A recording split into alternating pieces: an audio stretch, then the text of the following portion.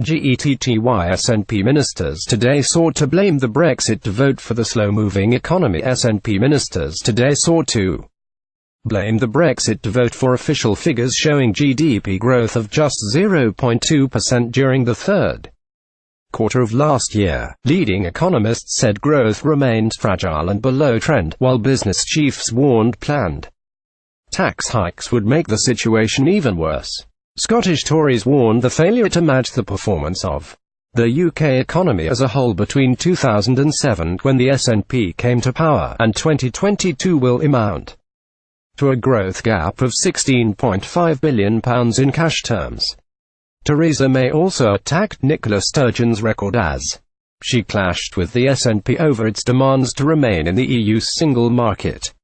The single biggest threat to our economy. Keith Brown. The statistics showed that between July and September services grew by 0.2%, while production was up by 1.2%. The construction was down for a seventh quarter in a row, with a 2.9% fall.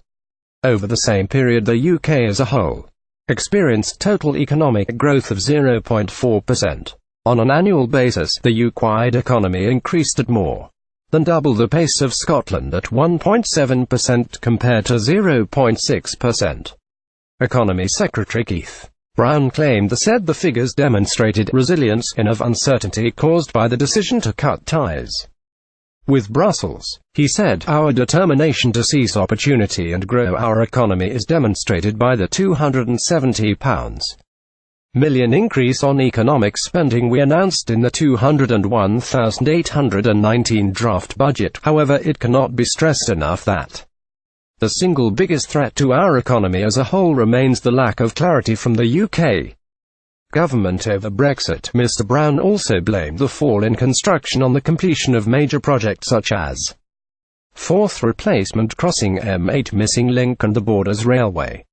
But Graham Roy, director of the Fraser of Allender Institute think tank, said with other factors must also be having an impact. Theresa May also attacked Nicola Sturgeon's record. He added, "As expected, growth remains fragile and below trend. Prior to the financial crisis, average yearly growth had typically been greater than 2%. In standard of living terms, Scotland has now experienced 10 quarters without growth compared to a rise of 3% for the UK over the same period."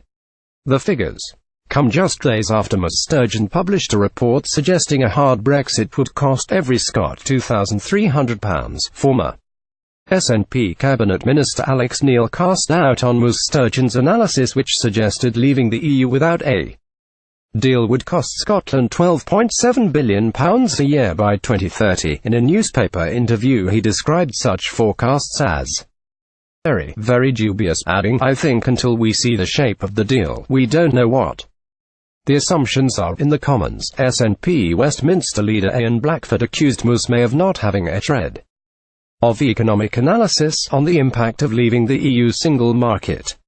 Citing Monday's Scottish Government report, he said leaving the single market was folly, but Mrs May hit back, quoting the GDP figures, adding, "My economic analysis, 1.7% is higher than 0.6%. You're better off in a Conservative government than an SNP one." Sunday, April 9, 2017. Men, the colour of the tie is the most difficult decision they have to make every day. In last month's draft budget, SNP ministers pressed ahead with plans to charge middle and higher earning Scots more income tax than they would pay if they lived in England.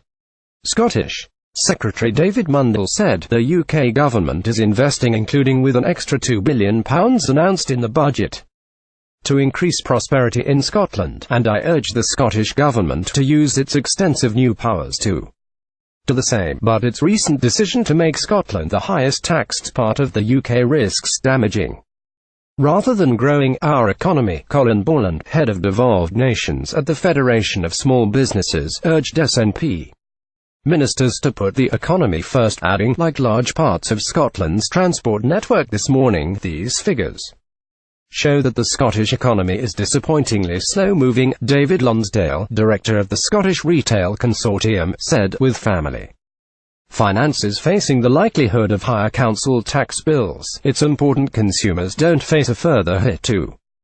the wallet to purse through a further hikes in income tax rates over and above those already planned.